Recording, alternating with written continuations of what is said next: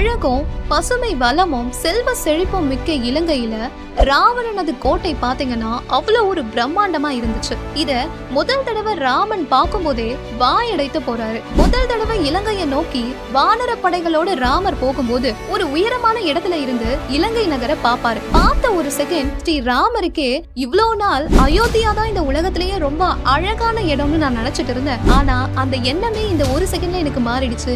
ஏன்னா அயோத்தியாவை விடவே பல மடங்கு அழகு செல்வ செழிப்பு வாய்ந்தது இந்த இலங்கை அப்படின்னு ராமரே ஒரு இடத்துல சொல்ற மாதிரி இருக்கும்.